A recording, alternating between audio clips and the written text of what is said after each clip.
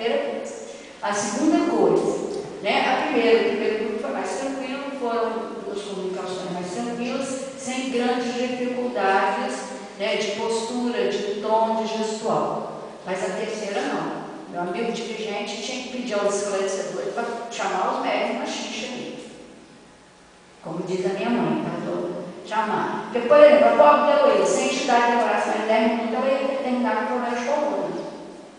Então, a postura da comunicação é responsabilidade do médico. Penha está começando, mas ela deve se sentir segura do lado de alguém que diga: suspenda o corpo, abaixa a voz.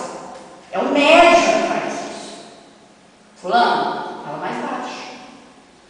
E pela característica, vou dizer, essa é a minha experiência, a característica da Penha, ela é uma médica, ela não pode ficar solta nesse momento.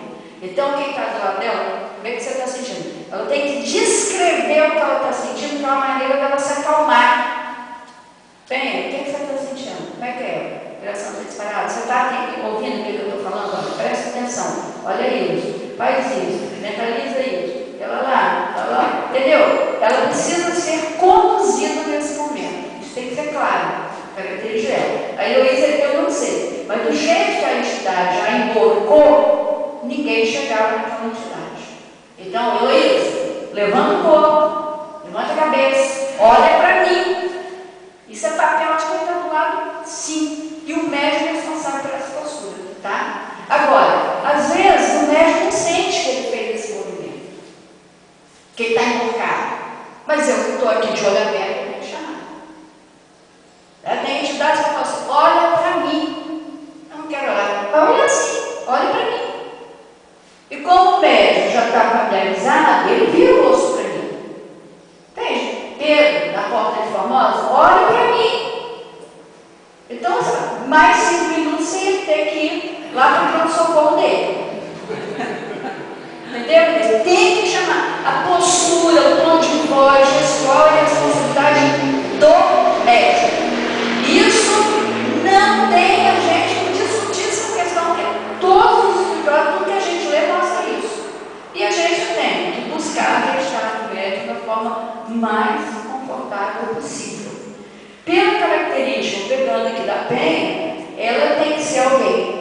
Terminou aquela facilidade, quem está do lado conversa, dá um espaço para não ter esse mal se afastou um, chamou o outro. Isso é desgastante para ela, até pelo perfil dela da dificuldade de trabalhar. Então, quem está do lado tem Penha, olha, vamos pensar nisso, vamos fazer aquilo, conversa com ela. A reunião vai ser falada. A reunião vai ser falada. E com relação a Elza, nitidamente ela tinha um gesto de mão que demonstrava que tinha alguma coisa. Eu estou me pegando mais na parte corpórea, né? Então, a postura, né, tinha que ser colocada. E o que ela tinha naquela mão fechada? Depois ela colocou no final, que achava que era uma arma, alguma coisa. Mas isso fazia parte do vamos dizer assim, do cenário dela, que não foi explorado. Por quê? Porque às vezes a gente fica tão preocupado em falar alguma coisa. Eu achei que ela estava fechando a mão com de raiva. Mas era só uma das mãos, a outra não estava. Ela fez isso, né? Não é? Quando você fecha as mãos de raiva, você fecha assim, habitualmente. Lógico que também conta aí a sua pouca familiaridade com o trabalho dela. Agora, nada disso funciona se o médico, durante a comunicação, estiver prestando atenção só na entidade. Nós temos que fazer uma dobradinha. O médico tem que se aliar a quem está ao lado dele.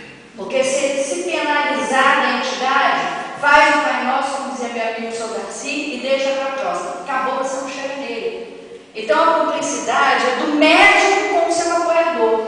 E juntos vai colher a entidade. Agora, eu estou falando, e o médico só está prestando atenção na dor, na dificuldade, no ódio, no tormento lá da entidade, esquece, nós não vamos chegar nele. Pode deixar para a próxima. Então, muitas vezes, eu estou falando de experiência, eu estou dialogando com uma entidade, quando eu percebo, eu chamo o médico, fulano, você está me ouvindo ou está ouvindo a entidade? Eu converso